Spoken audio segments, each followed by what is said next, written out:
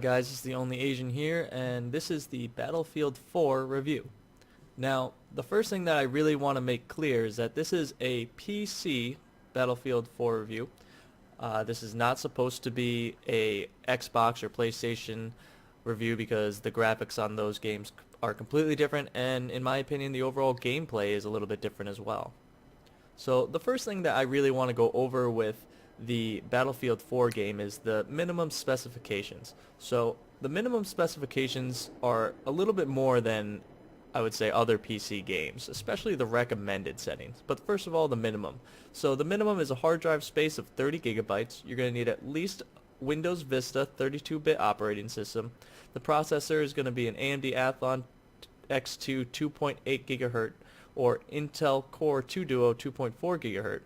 And then the minimum RAM requirement is 4 gigabytes with a video card of an HD 3870 AMD or the GeForce 8800 GT graphics card with a minimum of 512 megabit graphic memory. So those are the minimum requirements if you want to be playing on the lowest possible settings and seeing lag around medium or high.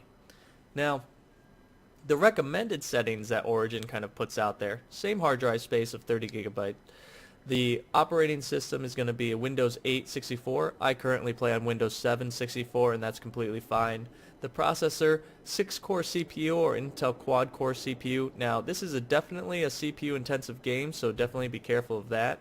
The RAM recommendation is 8 gigabyte, and the video card recommendations is a minimum of an AMD Radeon HD 7870 or a NVIDIA GeForce GTX 660 with 3 gigabyte graphic memory. So the recommended one is up there for sure, and even those cards will have a little bit of a tougher time doing a ultra setting Battlefield 4. So it's definitely something to keep your eye on, because if you're looking for that great graphic PC experience, you do need to have the hardware to kind of back that up, and that should be self-explanatory, but some people just don't understand that. So now to get kind of into the game, a little bit more in depth than some others when it comes to the overall setup and initial setup. But the first thing that I really wanted to show you guys is this test range. Something that I really love, and I love how they implemented it into the game, is this test range. So how the game works is that you'll always log in through Battlelog. It's a web browser interface, and what you do is you find the servers and everything like that online. Now, lots of up and downs with that, but overall I think it's a positive. It's a little bit easier for them to keep up, and it offers you a ton of different servers that in an in-game setting would just be all messy. So this is the test range. You can really try out anything you want in the test range when it comes to vehicles, guns. You can test out the recoil. It's something that not a lot of other games offer, and not as in much detail as Battlefield 4 does here. As you can see, these are all of the vehicles that you can kind of use in a game, all of them. There's not one left out, which is really cool, really kind of a great aspect to the game to start. So why does this really matter? So when you go into the game, you can really start to have a little bit of problems, such as when you get into a tank and you start facing off from another tank and you're new to the game, someone could have all the upgrades for the other tank and you just don't know how to use it, and you just die because you don't know how to drive. Even better example is with flying. You might not even know how to fly. You don't want to go into multiplayer and just start crashing people. I mean, people are going to be in your vehicle. You're going to want to fly them to certain areas, pick up, drop off, shoot. You need to know how to do all that stuff, and let me tell you, it's not easy to start. So this is a great way to kind of practice flying and everything like that. But getting away from that, now we'll kind of go into the option settings. So a lot of people are asking me, what kind of how do you control things? What are the graphics settings? What are the sound settings? So to kind of go into that, you go into options here. So you can change the volume and audio. From a personal aspect, I love the audio. You can hear footsteps, the sound that you would get when a explosion is near you, and the ringing in the ear. When you go underwater, it gets all muffled and everything like that. I use 7.1 surround sound headset, so it's a little bit different for me, but if you have a lower headset, I've still heard really good things about it. But this is where you can change all of those different settings. Now, the video setting is really important, so there's a ton of different things you can do with this, and you can go anywhere from 1920 to 1080 all the way up to 1440p monitors, but I can't do that because I don't have one. Wish I did. And then of course the hertz value, you can kind of see, you can change that as well. You can also have multiple monitors going on at once. Now of course you'll need slide graphic cards to do that, but you could have 3 monitors going on at once with that widescreen capabilities. Right now I currently have it on medium because when I record, if I'm on ultra, I start to see a little bit of tearing, so I'm going to keep it on medium for now, but you'll still see that the graphics still look amazing with medium graphics. As you can see, you can change the brightness on the dark maps if you wanted to, full screen or windowed mode. Vertical sync I always keep off. Then you can change your field of view and all this other different stuff. I kind of won't go into the whole thing of this because it kind of gets repetitive. Now the overall controls of the game are kind of a cool thing. Now you can change the mouse sensitivity, of course, that's obviously needed. Same with the vehicle, which is kind of cool because not all games do that, where you can kind of change the vehicle mouse sensitivity and when you're not in a vehicle sensitivity, because to be honest, in a vehicle you kind of want it to be pretty sensitive. You can kind of see I have it changed from 20 to 7, and it makes quite a big difference because when you're moving you really want to be able to turn that vehicle's radius all the way around 360 as fast as possible to kind of give you that backup. Now you don't want to have your mouse sensitivity at 100 when you're not in a vehicle because you'll be flying all over the place. You won't be able to control your shots. Now, with the key bindings, you can key bind everything. Now, anything from on foot to in vehicle to different types of vehicles, and then even spectator mode. You can literally key bind anything you want. The one thing that I've kind of found a problem with this system is my joystick. So when I use the Logitech joystick, what happens is sometimes it won't even pick it up, and then when it does, it will only work when I'm not in a vehicle, which is the complete opposite of what I want it to do. I want to use it in a jet or helicopter. Now, it could be just something with on my end where it could be drivers and stuff like that, but from what I've seen and done my research a little bit, it seems like it's a known problem that hopefully they'll be fixing in the long run. So now to kind of go into the game, to kind of show you a little bit of what it looks like. Now later on in the video I will definitely be giving you a in-depth video where it's just me playing, no commentating or anything like that, so that you can hear and see what the game will actually look like when you're actually playing in a game. But the first thing I'll do is I'll kind of go into a tank. Now you can kind of hear all the little bit of sounds that are kind of in the game just from even starting it up, loading the shell. Something that could have been overlooked, but they didn't. You can kind of see the different looks that you can see. You can always look in third person. Blow things up. The overall graphics of the game are amazing. So when you're on Ultra, just everything that's going by, flying, even the little dust particles that you can kind of see, and when a grenade blows off, all the dirt particles that come across your screen and go over top and get your camera dirty. I mean, everything about it is just so great when you're going through the bushes and everything like that. I can't say enough about the graphics. Now, this can only be really said about the PC version. I mean, Xbox and PlayStation, I've heard tons of horror stories about how bad the graphics are, and it's probably true. PC definitely always has been the top dog when it comes to graphics. When it comes to the actual sound, 7.1 surround sound, you can hear everything from footsteps to explosions to the ringing after an explosion to the muffled sound underneath water. They really haven't skipped out on the sound either. So the graphics and the sound are definitely really good for this game. I definitely would not put anything below probably an 8 out of 10 with that one for sure. Now the actual gameplay I kind of went over before, we'll kind of go into that and I'll kind of let you see the actual gameplay and footage, but I wanted to go over a little bit of things here in the test range as well. So let me just run over here really quick. These are all the special pickup items. It's kind of cool feature in the game. They'll be dropping off in random parts of the map, and it's marked on your map. And if you get one of these are usually overpowered and pretty good if you know how to use them. So I'll go over here. I'm going to pick up this grenade launcher. And I can kind of show you a little bit of things that will be shown in the other video, but we can go over it right now. First of all, everything in the map is destructible, which is kind of what Battlefield has really made its name for, the destructible debris and everything like that. So as you can see, if I shoot a wall out, the wall explodes. And if you were behind that wall, everything would be exploding in your face. It's kind of all out in your face, and if you don't like that kind of game, don't get this game, because you will literally be under fire, under distress all the time. Another great example is going to be when I blow up a tree. It falls down, it breaks. Something that could be easily overlooked in this game, but it's not. Just the bumps, the shock, you're looking around. The sounds are just amazing in this game. I can't believe how good they made this.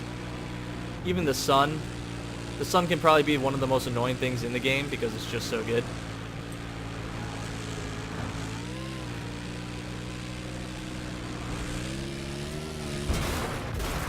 As you can see, even when you crash into the walls, they even break the walls. It's just so well developed in that aspect and that nature. So I don't want to downplay it at all, which is kind of why I'm repeating myself. I'm sorry. But I'm just so impressed with it. So there's the sky, the plane, and if you haven't been hearing it, as the plane goes around, it will also change in your headset if you're using surround sound. So if I go over here, I'll go to my left, then I can hear it behind me, and then to the right, and then back out in front of me. So the next thing that I really wanted to do was go over the customization with you.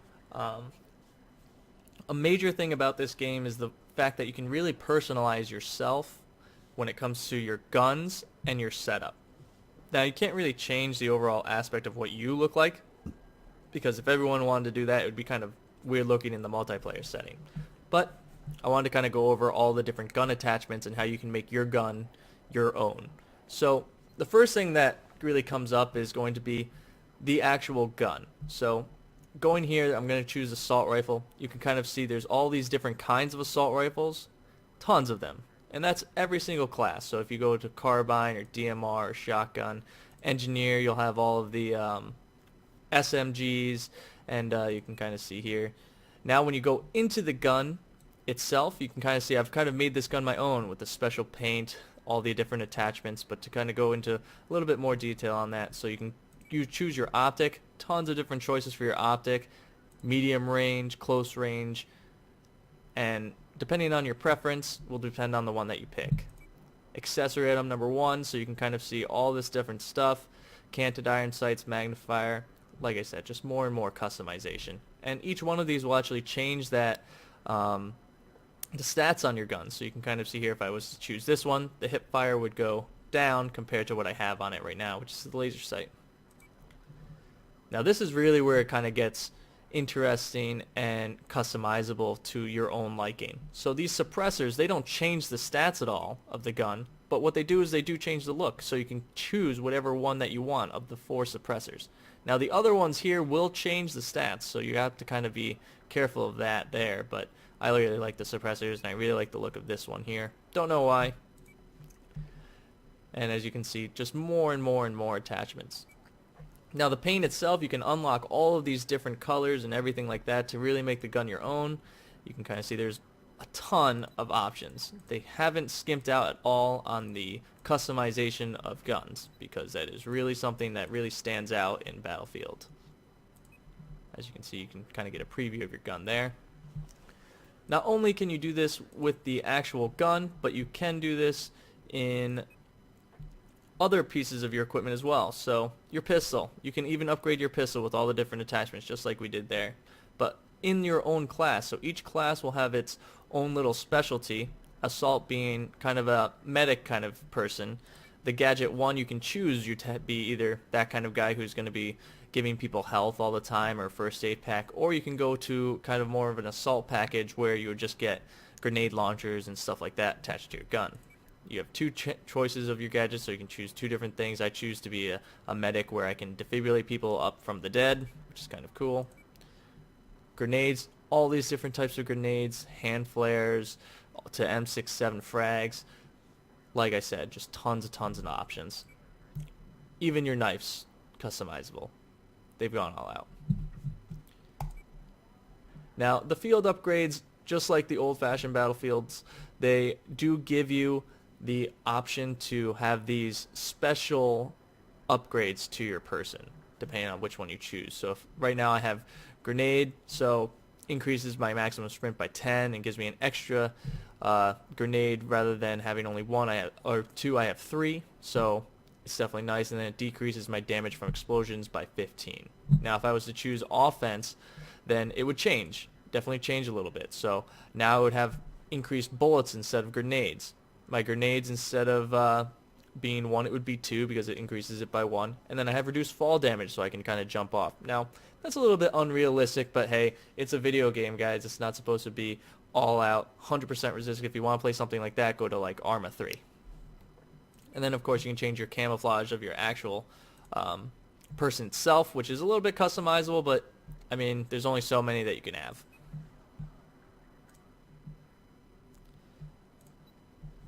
So now I want to go into vehicles. So even vehicles are completely customizable, to the paint, to what you put in them. So guided shells, HP shells. Now this can make a huge difference in gameplay, because when you're actually fighting someone, there are going to be certain ones that are better, but also is going to allow you to kind of choose your own game style with the tanks. So if you wanted to, you could make yourself much better against infantry instead of the actual tank on tank battle, vehicle on vehicle battle. You can really make yourself susceptible to another tank, but be able to completely dominate the ground. So like the secondary weapon is a good example. You could have the guided shell, which would be really good against other vehicles, or you can pick the coaxial HMG, which is going to be obviously really good against ground units because it's a machine gun. Same goes with all of the different countermeasures, so you can kind of choose which ones you want to be depending on your game style. Same with the optics, upgrades, and as I said, the paint, you can change it to kind of be your own, which is kind of cool.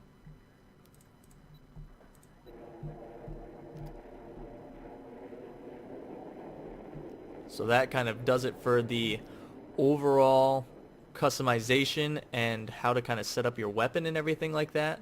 And now we'll kind of go into a little bit of gameplay without my commentation, so that you can kind of hear and see what the game actually really looks like.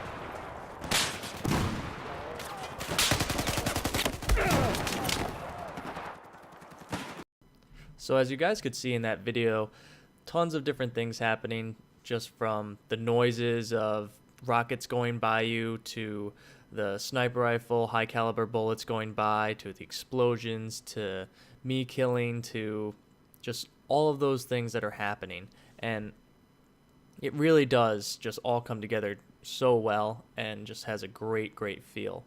Now, one major thing that I didn't really talk about previous was the levolution. So every single level in the game has a levolution, which is an evolution over time as the game goes on.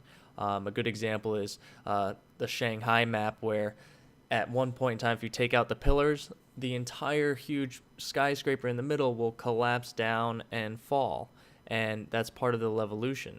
And another one is on Operation Locker, the outside. As the game progresses, the storm outside and the snow will get worse and worse and worse to the point where you can't even see outside. So a ton of different things are happening in this game that are just on such another level that no other game has really put out there, and it's just really great. My final thoughts on the actual game.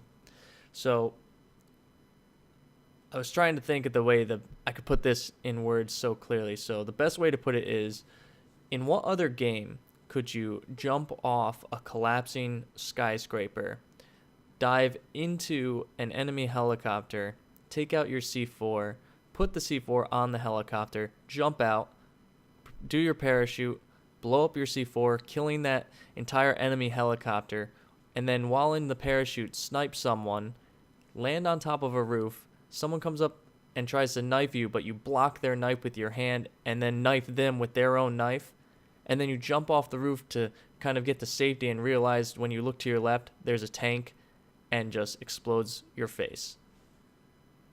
I don't think there's many other games out there that can really replicate that kind of gameplay. So overall, I would rate this game an 8 out of 10. Just make sure that you have the hardware to kind of back it up. Thanks for watching, guys, and I look forward to seeing you guys next video.